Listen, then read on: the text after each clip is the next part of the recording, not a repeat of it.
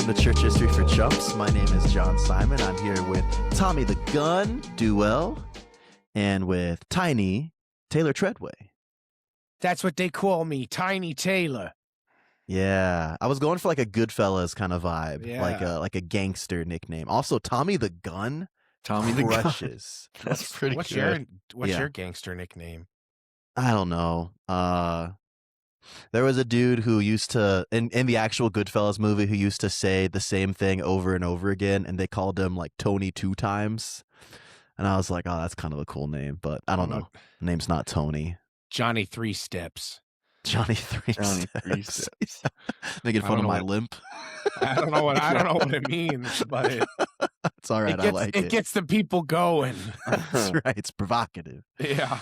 Oh man. Well, dude, Mama Treadway won the day today because I think for the first time in months we're recording an episode when the sun is out. I know, it's weird. So we can't be dark and moody Twitch streamers anymore.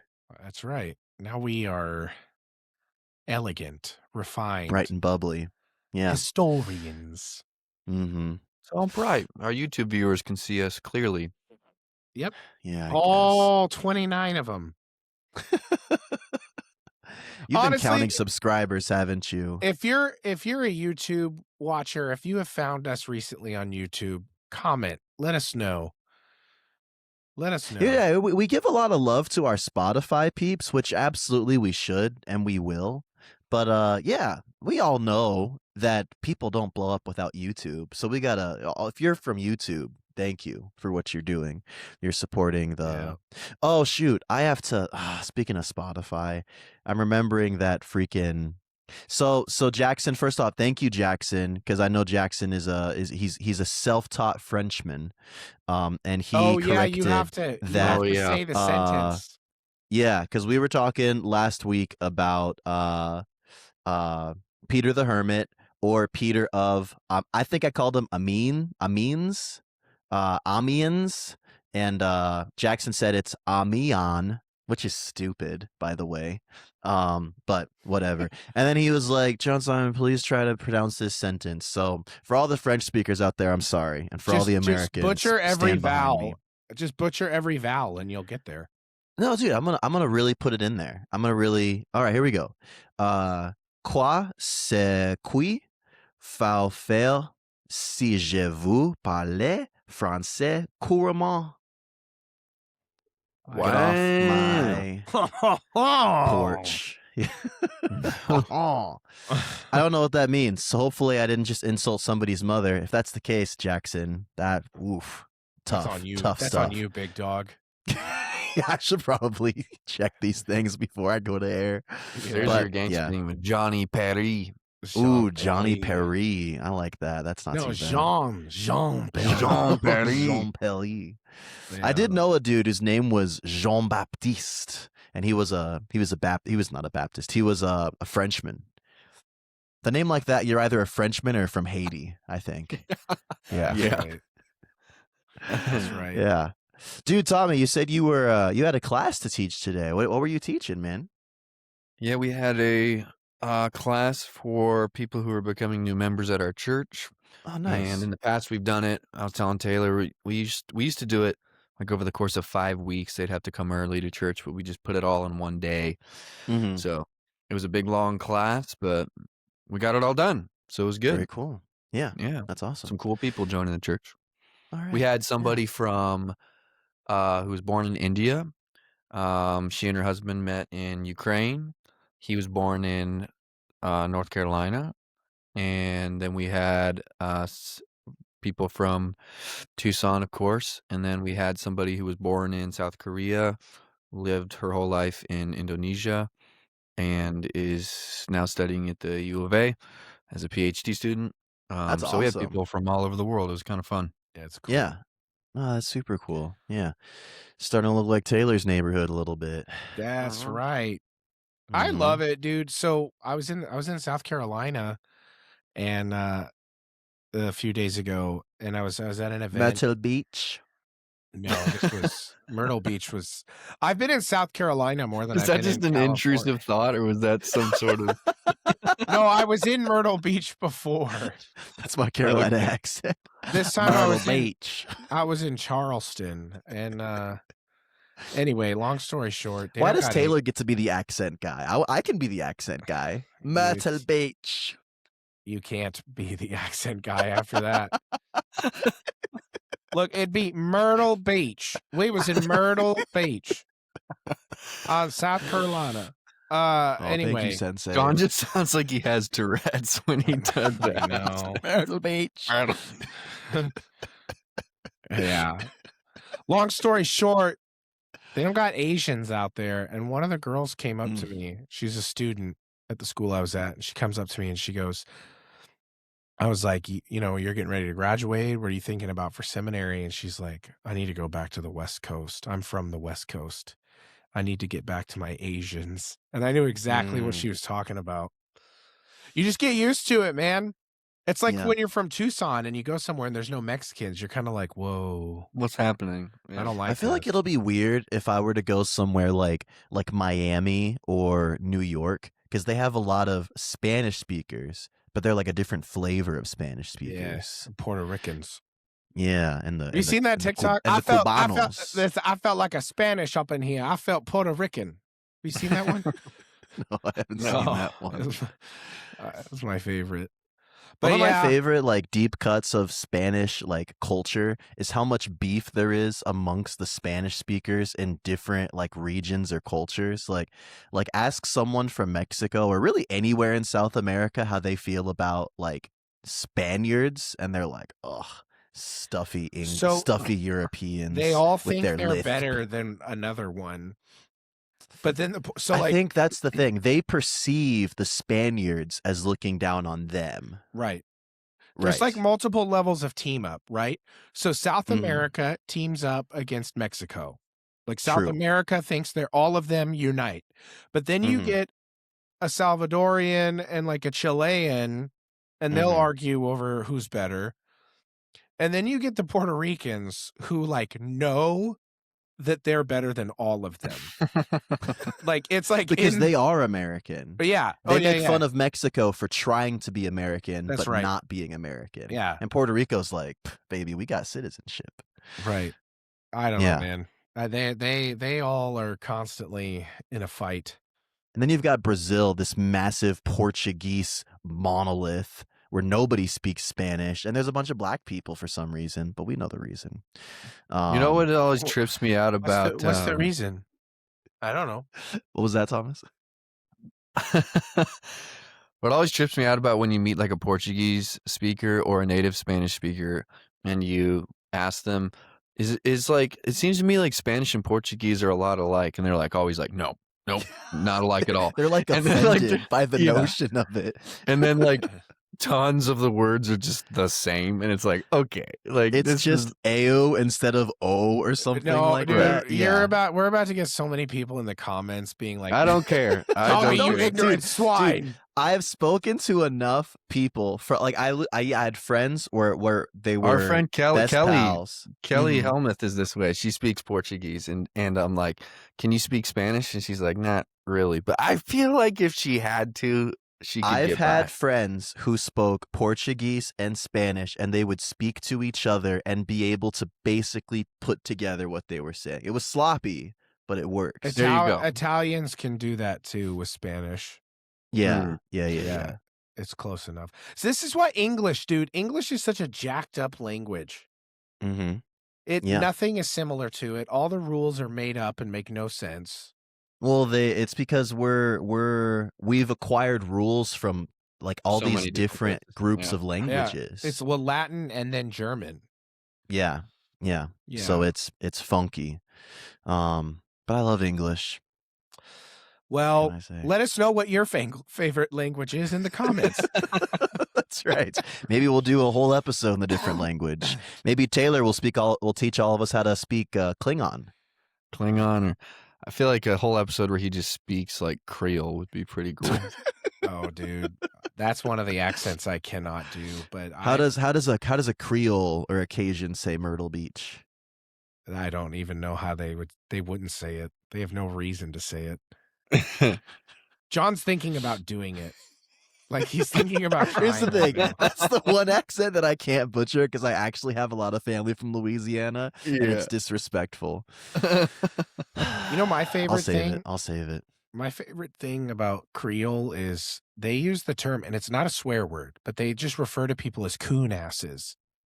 And it sounds so offensive. Oh, we're flagged now. No, it sounds so offensive, but they're just like, oh yeah, that boy's a coon ass. And what they mean is like, he lives on the bayou.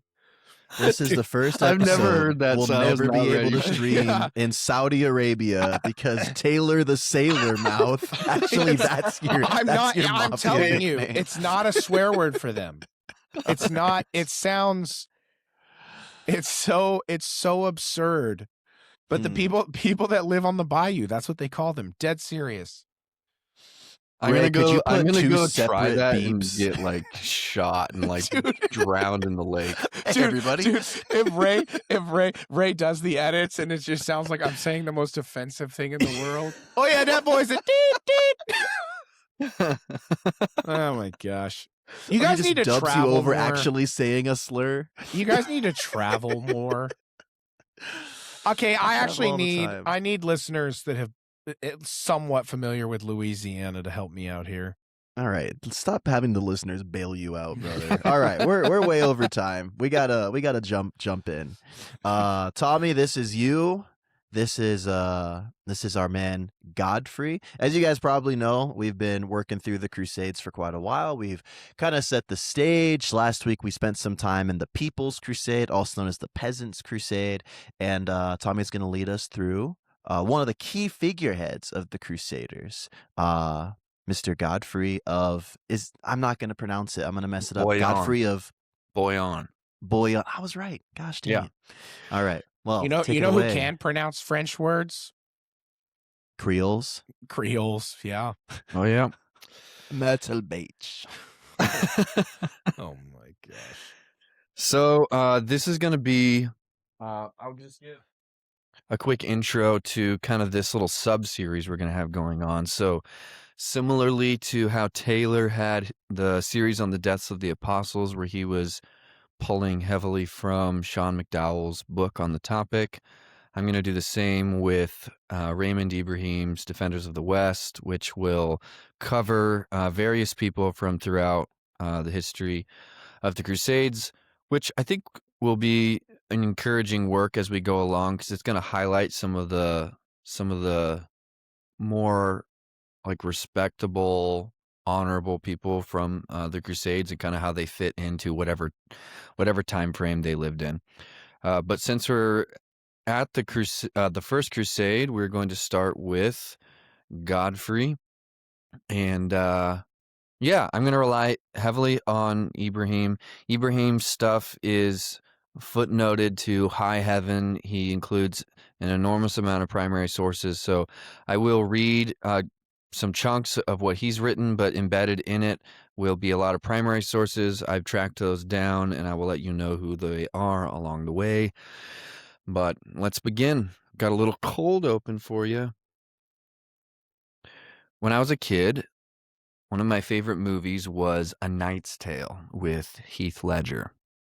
The story of a young man making a name for himself through exploits and jousting, choosing honor instead of a meaningless life. I was captured by stories of King Arthur and the Knights of the Round Table, of men who accepted the call to arms to protect the innocent and vanquish evil in the name of the king. History is always more of a mixed bag than we would like it to be. The characters in our history books are flawed, they are complicated because they are sinners, and not every knight in history was chivalrous like Sir Lancelot and Sir Gawain.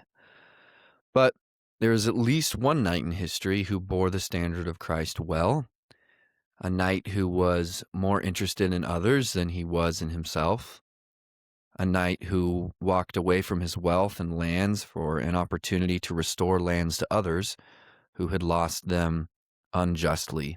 This knight is Godfrey of Bouillon, otherwise known as the Duke. That's a good nickname. The Duke, yeah. The Duke. Man, that's awesome. Wouldn't it Yeah. be This is a Zeduk? great nickname episode. Oh yeah, it would be Zeduk. Zeduk. Sir Duke, like Stevie Wonder. No, like That's a good song. Zaduk. So Godfrey was born in 1060 in what is now Belgium. He was born to Eustace II, who was the Count of, I'm going to say Bologna, because I feel like it would feel really weird to just say he was the Count of Bologna, even though it's like spelled like the exact same way. I feel like maybe we don't say Bologna correctly. Bologna. How about that? Count of Baloney. Sounds like someone was making fun of him. Oh yeah, it's Count of Baloney over there. Count Bologna. Let's see here. He was descended from Charlemagne and Charles Martel, so he had royal warrior blood. He would have been fluent in German and French, and he had cool parents. So Godfrey, his dad, had fought alongside William the Conqueror at the Battle of Hastings. Godfrey would have been around 6 years old at the time. And his mother was known for her piety, and she used her wealth to fund monasteries. And one historian says that she took the best care of her children, nursing them herself lest they be contaminated by evil influences. And nursing means, like, in this context, raising her boys. She didn't just have their family was wealthy, so she didn't just let some other woman do that work. She was invested in raising her boys. Godfrey's brother is going to become important, very important later in the story, his younger brother. So his life would have been like what you might imagine a young knight growing up kind of in medieval times would have been like. He's got some lands. His family has lands. They've got some royal blood, and he would have been training for to be a warrior probably before the age of 10. And a lot of that training would have been learning how to fight on horseback. The knights were known for their ability to fight on horseback, and that's going to be an important factor when he is going to fight against the Muslim forces later in his life, who were known for their horseback fighting as well. So having good horseback fighters for the Crusaders is going to be important. At 16, he was described by Lambert of Hersfeld, who actually knew Godfrey. He described him as an energetic young man, very eager for military action. And then as he reached manhood, William of Tyre, who I'm going to quote from a lot, William of Tyre was born in the Kingdom of Jerusalem. So that's kind of in the generation after Godfrey and the First Crusaders. And William interviewed a lot of the people who knew Godfrey. And so William is an important chronicler of the First Crusade, and he has a lot of biographical information on Godfrey in the same way Luke, the gospel writer, has a lot of information in the Gospels. He interviewed lots of eyewitnesses of these events. So William of Tyre says that as he reached manhood, he was tall of stature, not extremely so, but still taller than the average man. He was strong beyond compare, with solidly built limbs and stalwart chest. His features were pleasing, his beard and hair of a medium blonde. And then Robert the monk, another contemporary, adds that Godfrey was handsome, of lordly bearing, eloquent, and of distinguished character. William of Tyre continues, he was a man of deep religious character, devout and God-fearing, merciful and just. He scorned the vanity of the world, a trait rare at his time of life, and especially in one belonging to the military profession. He was constant in prayer, assiduous in good works, and noted for his liberality. In the use of arms and in the practice of military tactics, he was, in the judgment of all, without a peer. He was apparently well known for his religious fervor.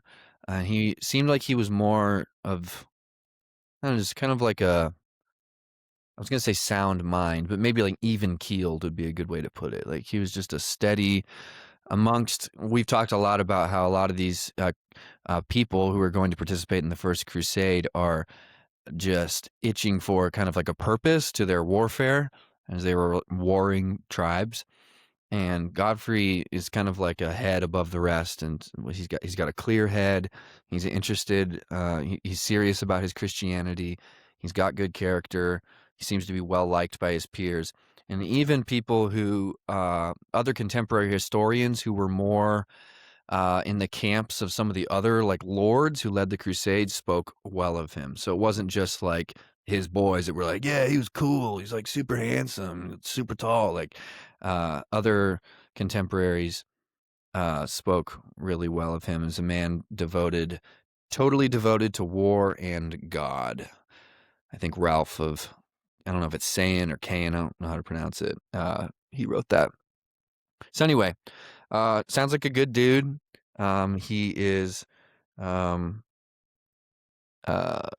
up in this time where young men are preparing for battle. They obviously, as he's growing up, he doesn't know that he's going to end up traveling to Jerusalem. So he has some other exploits. I'm going to read you. Although he possessed all the qualities of a natural-born leader, his elder brother Eustace inherited all of their father's holdings. However, their maternal uncle, Godfrey IV, Duke of the Lower Lorraine, who had no children, took a liking to his young namesake and designated him his heir. In 1089, when Godfrey was about 29, he became the Duke of the Lower Lorraine, an especially important duchy that buffered between Germany and France. So he didn't inherit his father's lands, but his uncle, who didn't have an heir, gave him his lands. And it was actually pretty important land to protect. The Duke's renown spread well before the First Crusade. Once, for example, another noble voiced a territorial grievance against him before Holy Roman Emperor Henry IV and demanded single combat to resolve the matter. Godfrey preferred a more amicable resolution, but the other insisted and the emperor decreed it. So this sounds like classic, like two knights, they're going to have a battle to sort it out. During their battle, Godfrey broke his sword at the hilt from an especially powerful blow to his opponent's shield, so that barely half a foot beyond the hilt remained in his hand. Seeing this disadvantage, the nobles called for a truce and pled with the emperor to stop the duel and settle on a compromise, at which point the Duke declared positively that he declined to take advantage of the efforts of the would-be peacemakers, and with determined obstinacy returned to the field to renew the combat, with nothing but a broken blade. His properly armed opponent renewed the duel with increased ferocity. Urged on by anger at the other's lack of honor, Godfrey rushed forward with the hilt of his broken sword in his hand and dealt his adversary such a mighty blow on the left temple that he was thrown half dead to the ground. The Duke cast aside his broken sword, picked up his vanquished enemy's weapon, and stood over him. Instead of exacting vengeance, however, he again suggested that a peaceful compromise be reached so that his opponent might be spared an ignominious death, and it was so granted. I love that. So Godfrey was expecting his opponent to be like, no, we're not going to continue fighting. Mm-hmm. Yeah, that makes sense. And then Homeboy's like, nah, dog. Yeah. I feel like I've seen this in a movie, right? Like, yep. He had some other battles. There was one battle in particular that he fought. The emperor chose Godfrey as leader of an expedition against Rudolf, who was the so-called pseudo-king of the Great Saxon Revolt that was in 1077 to 1088. Godfrey very reluctantly and unwillingly accepted the eagle from the hands of Henry IV and did as he was bid. He fought really well in that battle and became well known for his fighting ability. And this is all before Urban's call from Clermont. So, well-known warrior, respected by people, serious about religion. This is Godfrey up to and this he's point. a looker. And he's a look. And people can't stop talking about how handsome this guy is. Yeah. Back then, that means he probably had most of his teeth. Yeah. Yeah. Yeah. I don't think they ate sugar back then, so they probably had plenty of teeth. But did you ever think about that? Like, I've always wondered, like, how do people in history, like, how did they survive without like brushing their teeth? And it's like they didn't eat freaking processed sugar all day, every day. John is so deep Also, in dentists thought. are cool. I John, don't did you know. think everybody in history just has messed up teeth? I mean, I do think dental care is better today than it has been. Yeah, yeah, I'd agree. I mean, this is the Middle Ages. I feel like, isn't it kind of a common stereotype of like showing the peasants with like rotten teeth and stuff like that? Yeah. I don't know. I'm my dental history is off. I'm not sure. If all you ate was like vegetables out of the ground and wild game, like, I don't know. I feel like you'd have pretty decent, just natural dental hygiene. Yeah, that's fair. That's fair. All right, side quest. Carry on. Side quest. So, now we have Pope Urban's call from Clermont, and he decides that he wants to go help, because actually prior to Urban's call, Godfrey had once declared, "What assistance, fellow warriors, can we hope for from God? We who, while his churches are perishing, not only do not come to their defense, but do not even put forward any word of objection." So he was, even before Pope Urban's call, felt like, why do we even like ask God for help and stuff when we won't even go help? Oh, dang. Yeah. So he was one of the first nobles to take up this call, and his brothers Eustace and Baldwin joined him on this call. And before they set out, the brothers, quote, made a series of unusually rich donations to different churches and religious houses between 1090 and 1096. To help fund their crusade, they sold or mortgaged much of their lands and properties, often cheaply. This included Godfrey's castle of Bouillon, founded by Charles Martel. According to a charter from 1096 recording Godfrey's and Baldwin's land donations to the Abbey of Nivelles, the brothers did all this, moved by the hope of an eternal inheritance and by love, and are preparing to fight for God in Jerusalem after having sold and relinquished all their things. Now, we talked about how a lot of these crusaders took up the call in hopes that they could like win lands and riches for themselves. In this case, these guys already had the land and riches. They were pretty powerful already, and they sold their things so that they could go participate in the Holy War without. And we're going to find out later in the story that these guys were not particularly interested and super motivated to rule lands in the Holy Land. It's going to happen, but kind of reluctantly, and we'll get into that. So am I going to spoil with this question? Doesn't no, you can spoil Baldwin away. has some disease or something?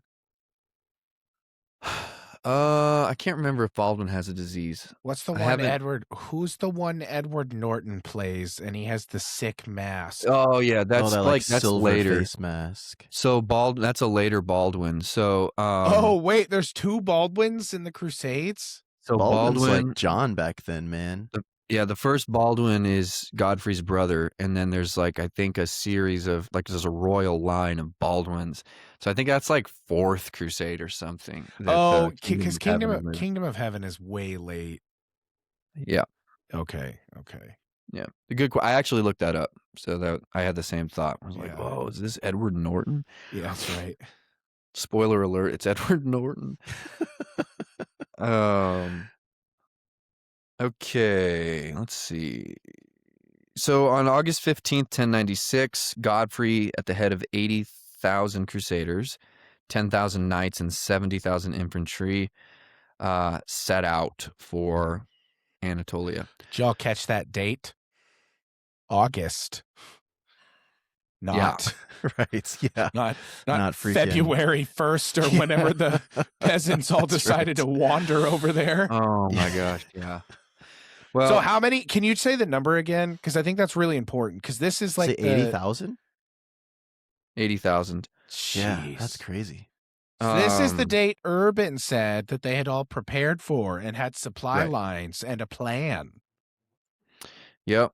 So, and this is just one of the groups that was going. So they had to go in stages. So these lords who were bringing these massive armies had to plan ahead and stage their advance across Europe because the land and like the people couldn't support like that many people coming through all at once.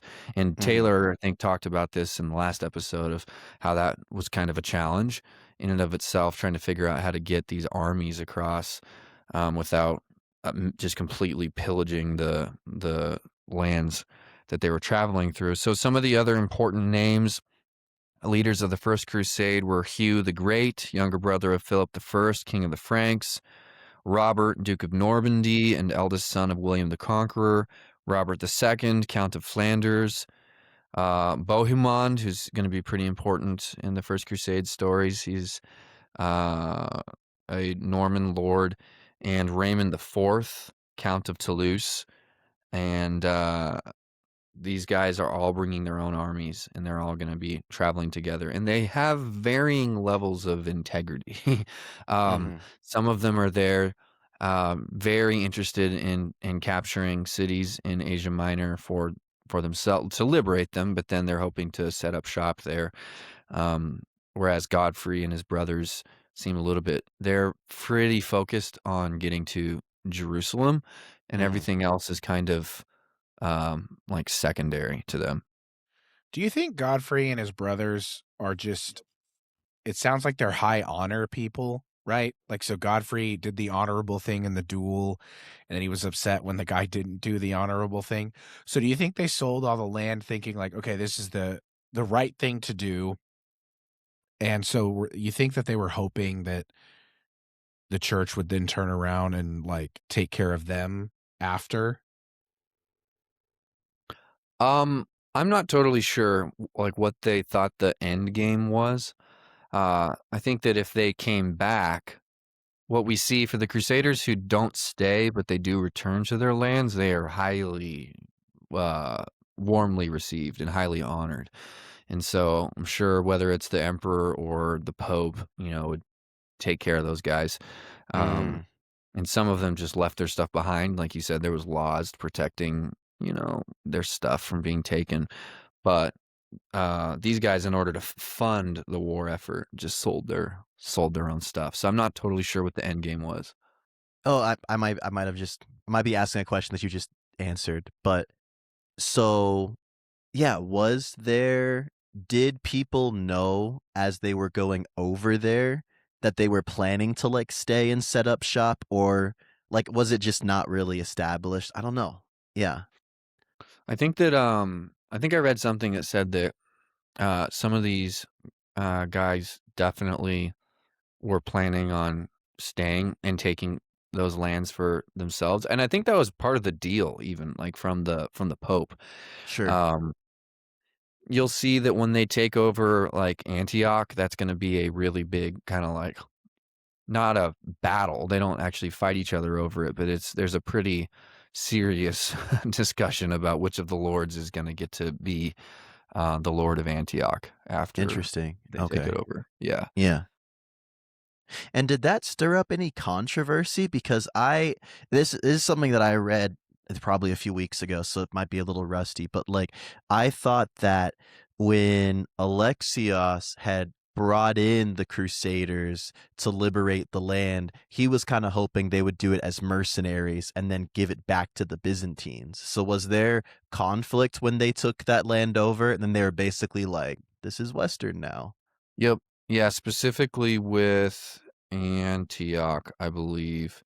I think Alexios was hoping to have that for himself, and the Crusaders, in particular Bohemond, who's the one who's going to be the Lord of Antioch, is like, no, like you Oh, kind of wow. double crossed us at Nicaea, which he does. Alexios is not exactly like totally on the same side as the Crusaders. Alexios really just wanted his lands liberated. Didn't seem like he necessarily had the liberation of the Holy Land in mind. And so when the Crusaders just like keep going and keep winning, I think Alexios is like, okay, I guess I'll take that since like these are my lands, and they're like, no, that's Oh, not how this works. interesting. Yeah. Yeah, Yeah, because I understand that like the parts of Asia Minor that had been taken by the Turks had only been taken from the Byzantines over the past like maybe 10 or 15 years. But the Promised Land, like, or the Holy Land, that had been in Seljuk territory since like I think the early I'm getting them mixed up, but I like think it's the 10th or 11th 600s. century. Oh, for It's that long? Really? Well, yeah, I think it was the late 7th century that they took over Jerusalem for the first time. I feel like there was a little back and forth, but I'll let you keep going. I'll check on that. Okay, cool. I have it somewhere in my notes. I don't know where it is. So yeah, if you can find it, that'd be great.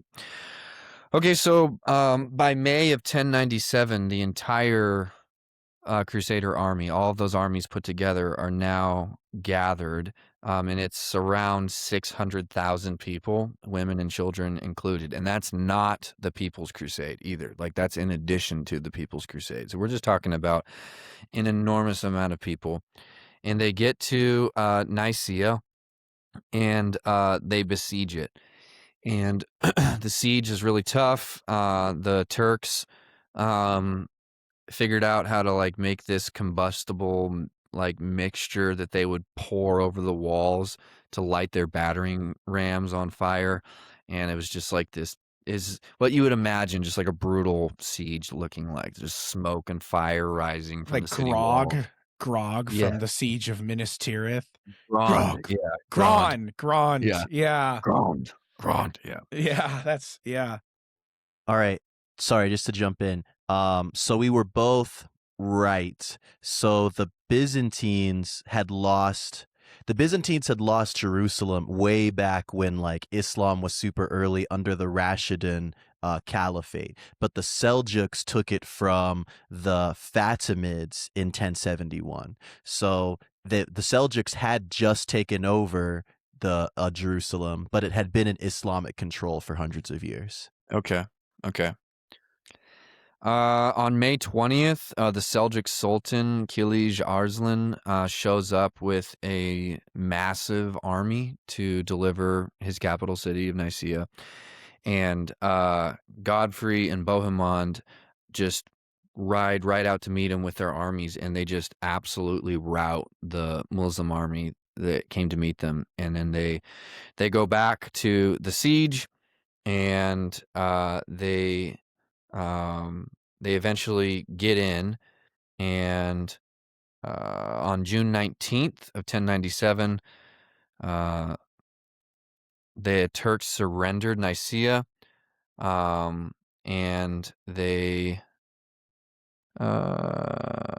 were going to capitulate to Alexios. So Nicaea, actually, Alexios gets. Mm-hmm.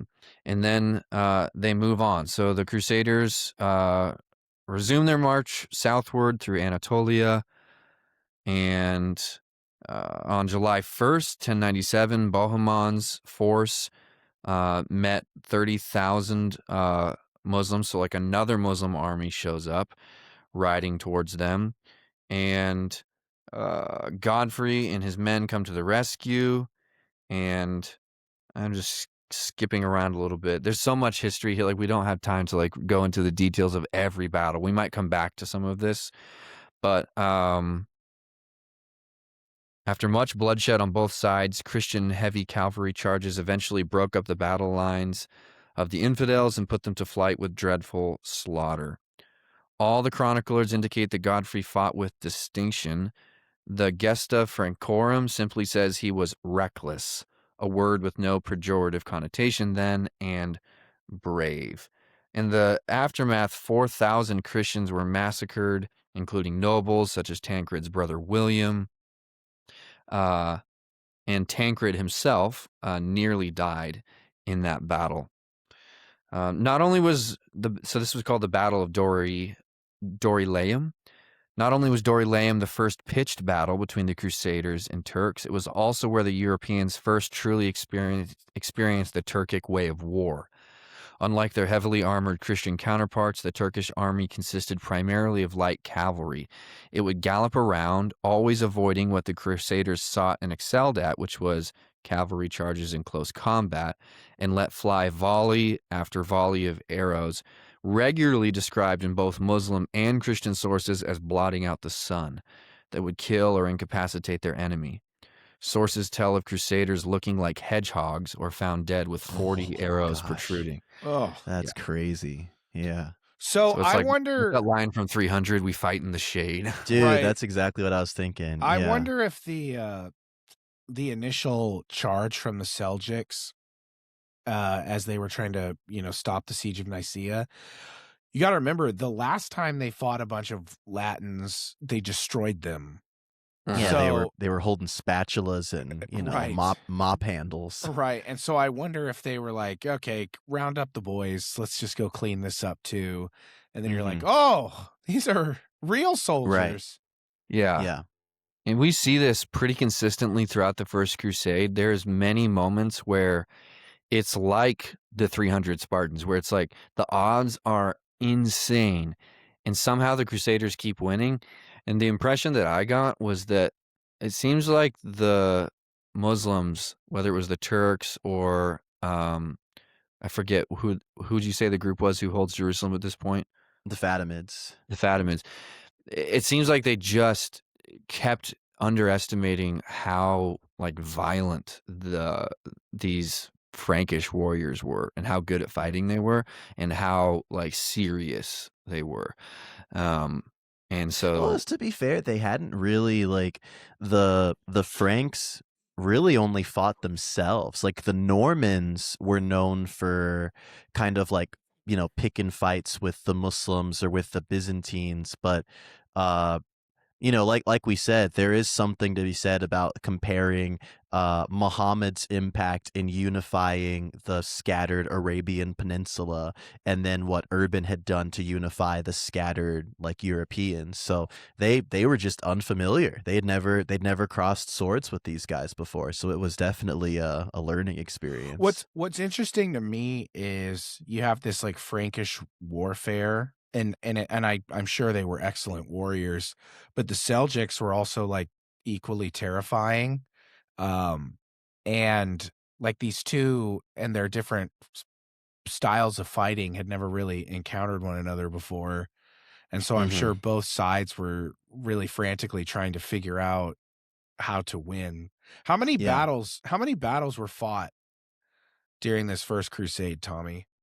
well, you have the Battle of Nicaea, then you have the Battle of Dorialum. Am I saying it right? Dorilaeum. Then you have the Siege of Antioch. Then you have the Siege of Jerusalem. So the Crusaders wiped the floor outside of Nicaea, right, with the Sultan. But then after that, nothing was free, so to speak. Yeah, they struggled after that. And what we're going to find, the next thing that happens is they keep marching, and they get to march relatively unopposed for about 3 months after that battle. But they really start to encounter some serious issues with plague and thirst and hunger, and the Muslims kind of switch tactics and start kind of doing guerrilla warfare stuff and pot shotting them, and they just start losing men like crazy over the course of time that they're now still trying to travel to Antioch and the Holy Land. I read too, Thomas, I don't know if you saw this, but I read that I think especially between Antioch and Jerusalem, one of the things Crusaders just kind of ran into was just they had a ton of deserters. I think there were a lot of probably the more inexperienced soldiers who were just getting flustered by the physical demand. But yeah, I read about that. That's exactly right. Yeah, they one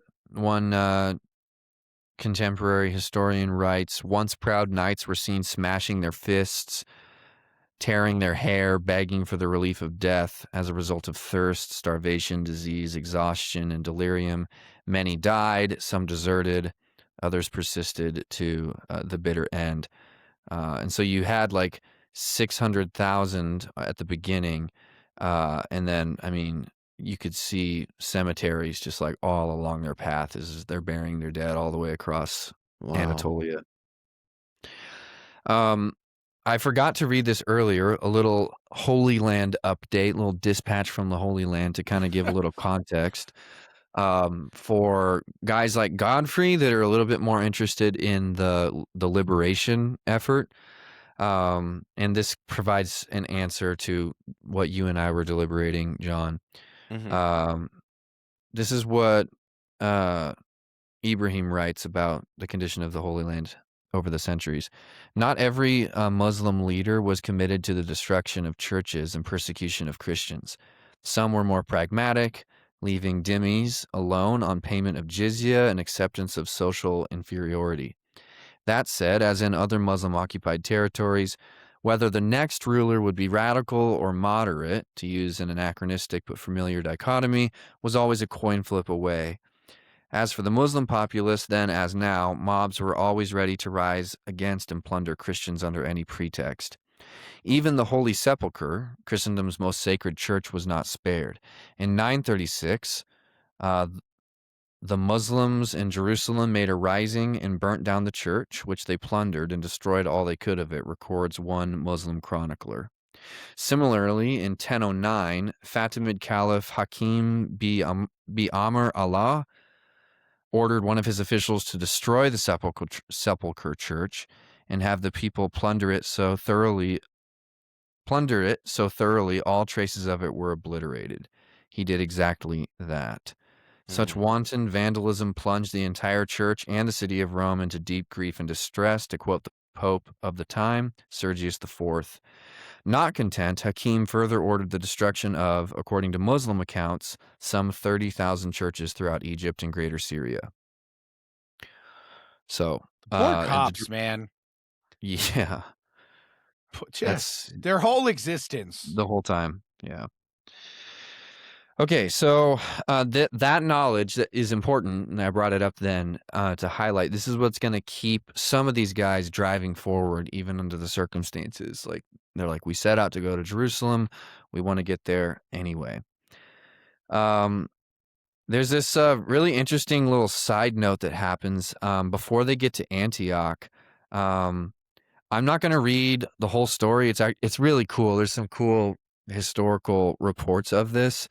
But Godfrey, like on a hunt, while they're trying to hunt for some wild animals to feed the army, hears this roar that like shakes like the forest, and he rides to it and he encounters this enormous bear, and he gets into a fight with this bear, and it almost kills him. And part of what makes it even worse is while he's trying to like swing his sword and fight the bear off of him, he like slices his own calf and like almost cuts his own leg off trying to get away from this bear.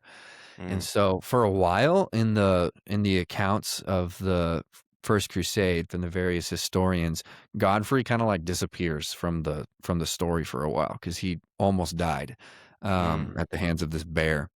So he's like the revenant for a little while. Oh, man. Another thing that starts happening as they are traveling through this area and getting closer and closer to the Holy Land is indigenous Christians, Syrians and Armenians, love to see the Crusaders coming. And they're feeding them, they're taking care of them, they're celebrating them, making their way to the Holy Land. So by October, the Crusaders make it to Antioch and they besiege Antioch. Now, this is a whole, I feel like maybe this is one that we could potentially return to and do. Maybe we could do an episode where we go into more detail on the sieges of Antioch and Jerusalem and talk a bit more about the back and forth, just in the interest of time. I think I'm going to skip it for now, which is a bummer. I'm looking forward to returning to it because there's a really interesting like back and forth that occurs between the Muslims and the Crusaders at this time. They're having like delegations speak to each other, and the Muslims are like, what the heck are you guys doing? Like, this is our land. And the Crusaders are essentially saying, actually, it's not. Like, you feel like it's your land because you've been here for like a couple decades, but you slaughtered Christians and took it from. It's always been Christian land. You took it from them. Therefore, this is a just war on our part. So the story of Antioch and how they get in is, it's brutal. The siege is really hard on both sides. To make it short, when they finally get into Antioch and take it over, like as soon as they get in there, like right after they get in there, a Muslim force shows up and besieges them. And so they're like, Gosh. yeah, they're like, Musical chairs. yeah. And so they're like, there's no stores in the city because they just besieged it for a long time.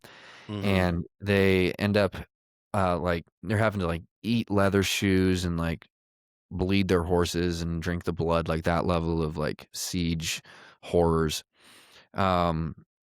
We'll tell the story in greater detail in the future, but somehow they are able to beat off those attackers, and they now have Antioch. So while the rest of the lords are arguing about who's going to get Antioch, Godfrey was, quote, greatly anxious for the journey to Jerusalem and incited people to it. He became the first of the major leaders to resume the crusade. In the end, he and the others led a tiny fraction of the original number of First Crusaders, 1,200 knights and 12,000 infantry, to their final destination. That's Out of 600,000, we've got wow. like 13,000 guys now. Holy moly, that's crazy. Yeah, I just read that the siege of Antioch took place between October 1097 and June of 1098. That's an 8-month long siege. Like, that's awful. That is so long. Are we not getting into the Holy Lance yet? Oh, we're here. Okay, sweet. We've reached Jerusalem. It'll go pretty quick. I won't tell a ton of details about the siege of Jerusalem, so we can go back to it. But No, the Holy Lance. the what? The Holy Lance, the spear that pierced Oh, the Jesus' Holy side. Lance. Yeah. I don't have that. Oh, bro. Okay, we'll get into that in Antioch. There's a whole that's a A-tier side quest to cool. go down. Sweet. A side quest. Yeah, I don't think I have anything on that, so that'll be fun. Yeah, long story short, because I already brought it up, was just like this dude named Peter Bartholomew, who was like another big character, not really as a military leader. I think he was more of like a priestly figure. He claims like they find this rusty spear and they're like, oh my gosh, this is the lance that pierced the side of Christ. And it's associated with all of these like miracles that happen and, you know, kind of these incredible come from behind victories, or because they found the spear and they lifted it to the heavens and all that stuff. It's probably a little on the hagiography side, but I mean, again, we know these guys like relics a lot, so it's par for the course, but it's interesting. We'll get more into it later, future episode. Sweet. Let's see here. So, as they make their final approach to Jerusalem, the indigenous Christians are helping them along the way. They're celebrating them, and they're giving them advice on the best routes to take. That's so Middle Eastern. No, Habibi, you go this way. Habibi, no. You're going to want to take a right. No, you want to take the second right around here. Yeah, you're going to see a camel depot. If you hit the camel depot, you went too far. That's right. No, it's so funny. I've seen a lot of travel videos for guys that go, even in like people going to like Afghanistan now. They're all just super friendly. Like, no, don't go that way. Go this way. We need to start a Church History for Chumps grape juice drinking game where every time Taylor says Habibi, you take a shot of Welch's. You know, man, I love my Habibis. I know you do, bro. Habibi and Ethiopia. Ethiopia, dude. I gotta go back. It'll be a year in a few months. I gotta go back. It's calling for you, bro. It is. Anyway, so Raymond of Aguilers describes like one reason why these indigenous Christians were so excited is a lot of them had basically had to like go underground with their Christianity.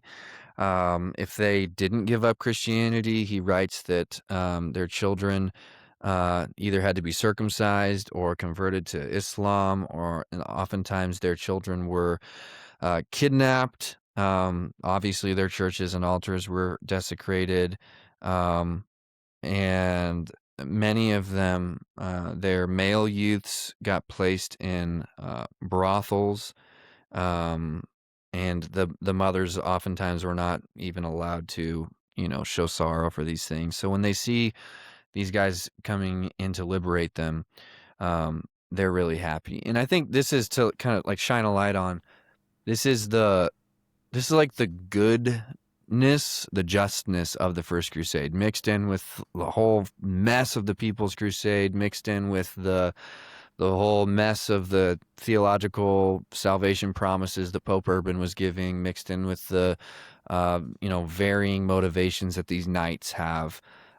This is why they came, was to liberate these people that have been under the thumb of Islam for hundreds of years. The modern equivalent is the Iraqis that hated Saddam, that were like more than happy to help U.S. forces do what they needed to get done.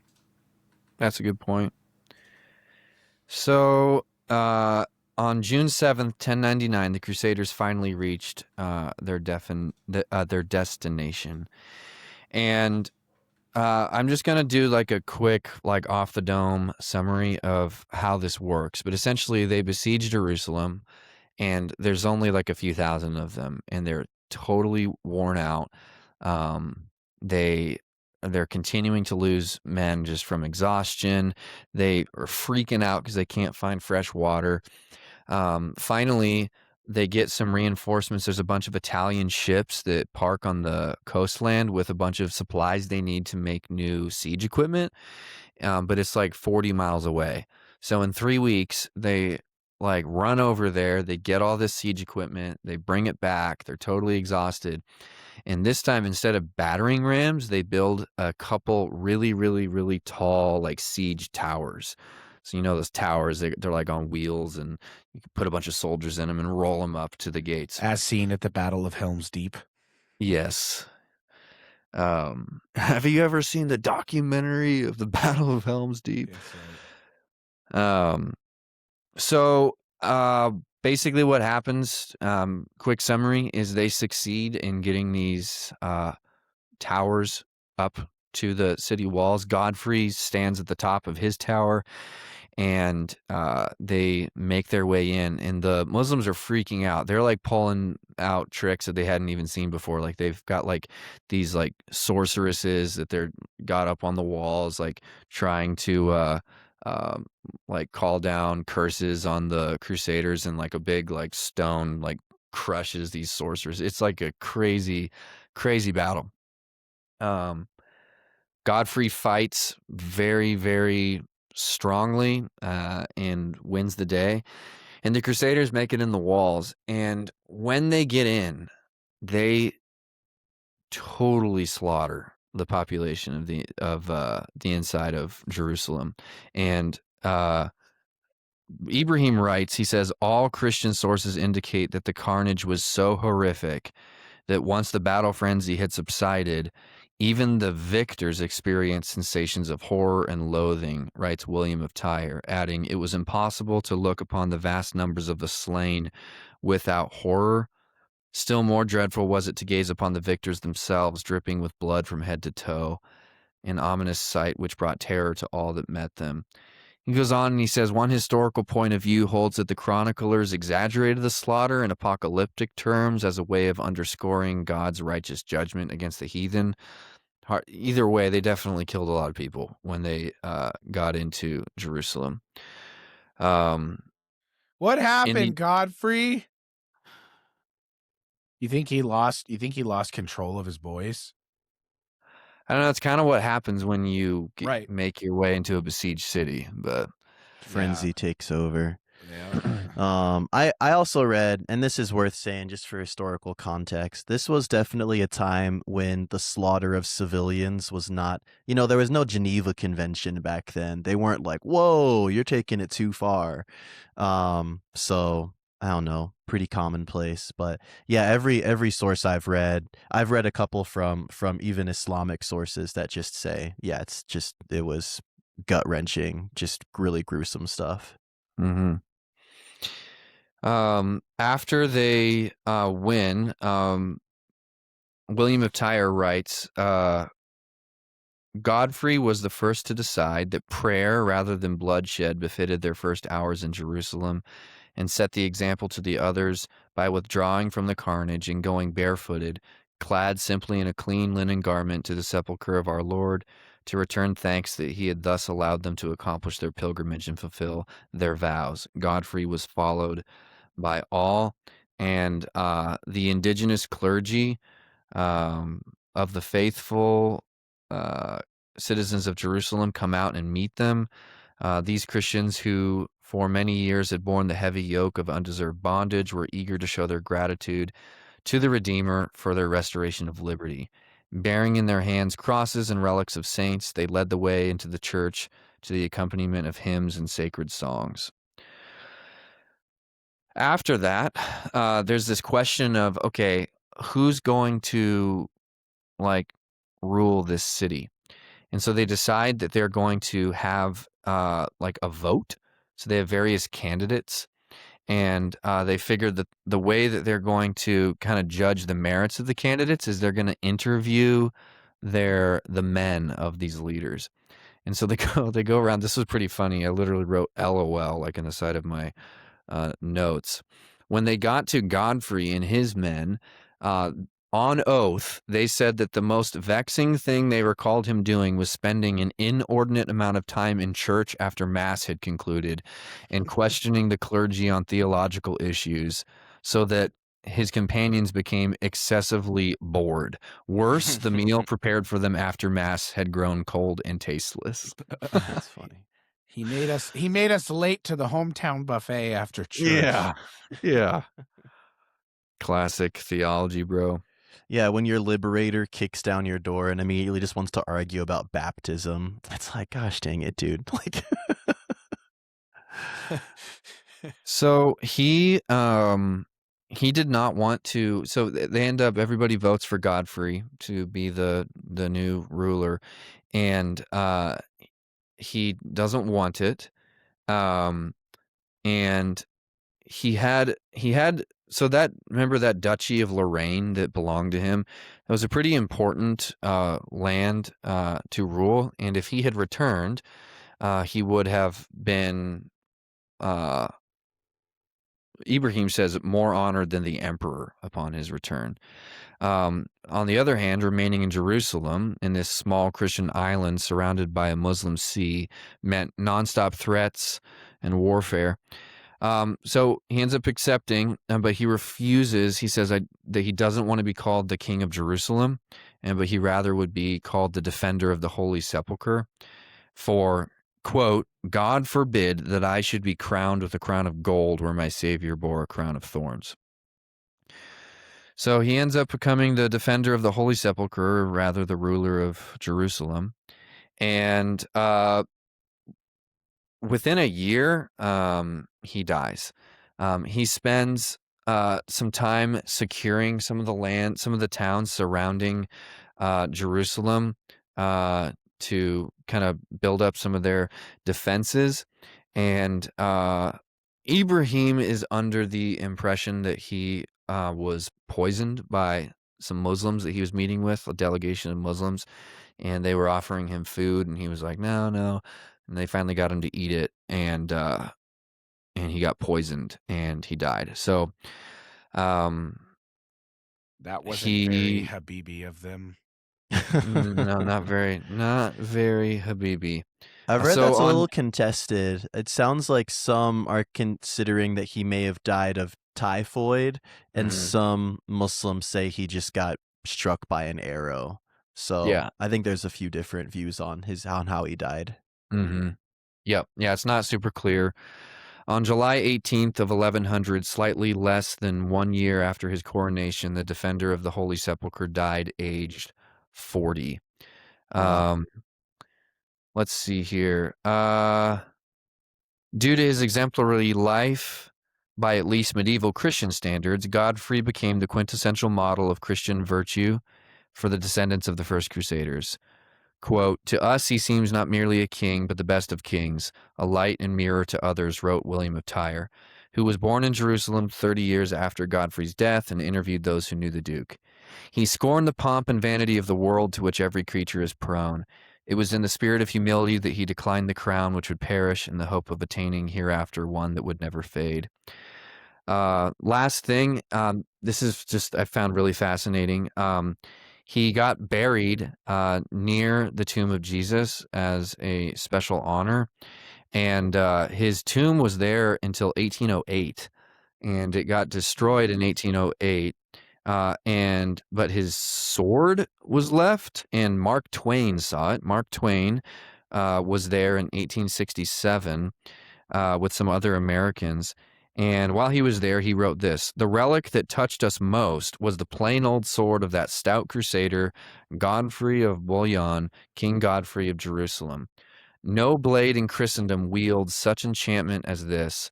No blade of all that rust in the ancestral halls of Europe is able to invoke such visions of romance in the brain of him who looks upon it. None that can prate of such chivalric deeds or tell such brave tales of the warriors of old. This very sword has cloven hundreds of Saracen knights from crown to chin in those old times when Godfrey wielded it." He also adds, Mark Twain says, "I can never forget old Godfrey's sword now."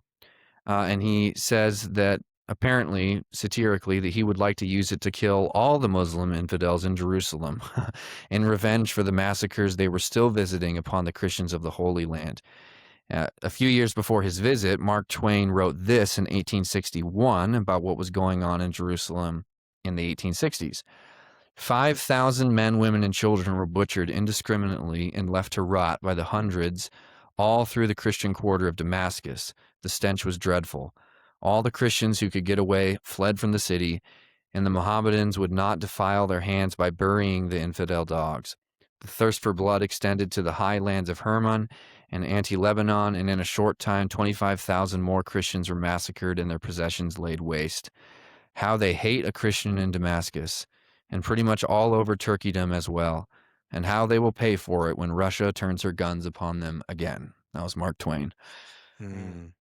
So I think Ibrahim adds that at the end to highlight, as a Copt himself, like these battles are still being fought today. Like being a Christian in the Holy Land is tough business all throughout time, basically. But that's Godfrey. All right. Another fun fact is that Godfrey is he's in not Dante's Inferno, because that would imply he's in hell. No, he's in Paradiso in the Divine Really? Comedy. Oh, cool. Yeah, he's Dante writes him alongside with Roland, who was the military leader under Charlemagne. Wow, that's cool. Yeah. Yeah. I think I'm glad that there were some. It just from what I'm reading, and again, very, very scant reading, it sounds like he was a dude who had such a dynamic legacy amongst his contemporaries. I do wonder if there was like a little mythologizing that happened as history kind of unfolded, which like I said, we saw that with the apostles too. Like somebody just has like a name that carries a lot of weight. But yeah, I mean, it seems like by all accounts he was a pious dude as far as crusaders go, and yeah, that's cool. Yeah, Ibrahim had something about that where he says, in the end, without taking anything away from Godfrey's well-earned reputation, it must be acknowledged that without the other crusade leaders, not to mention the nameless foot soldiers who bled and died on the road to Jerusalem, there would be no duke to speak of. The success of the First Crusade was above all a collective effort. His brothers, Eustace and Baldwin, the Normans, Bohemond and his nephew Tancred, Count Raymond of Toulouse, Count Robert of Flanders, Count Robert of Normandy, and so many more, named and unnamed, each played important roles in the recovery of Jerusalem from Islam. And there are not a few historians who might argue for one of these in the place of Godfrey. Still, in electing him as effective king of the Holy Land, a land so important to them that they were willing to sacrifice everything, including their lives and possessions, It was these other lords who decided who was greatest among them. As William of Tyre writes, for no one can doubt that one who was unanimously singled out as the best by famous princes who are said to be unequaled in the world was a very great man indeed. Solid. Good job, Tommy. Yeah, man. Good stuff. All right, gang. Well, next week we'll be back. We're probably gonna do some deep dives into some of these sieges because they're very, very relevant, and I think there's a lot more to explore. So I'm thinking we'll probably do a siege of Antioch, followed by the siege/fall of Jerusalem after that, and then I don't know. We'll start planning maybe the Second Crusade. So I'm thinking we could do a post fall of Jerusalem episode, like where we kind of look at how that a little went. reflection. Well, like the development of the kingdom of Jerusalem. Yeah. No, definitely. But hey, let us know in the comments how you feel about Mr. Godfrey, how you're feeling about the Crusades, or maybe even our depictions of them so far. Right. Or and if you want the podcast to switch to Baptist voice for chumps, let us know. That's right. Yeah, and make sure you just email those comments to taylor@chumpchalk.com, and he'll get back to you real shortly. All right. Thank you, gang. Love you guys. Thanks for listening. Talk to you later. Bye-bye.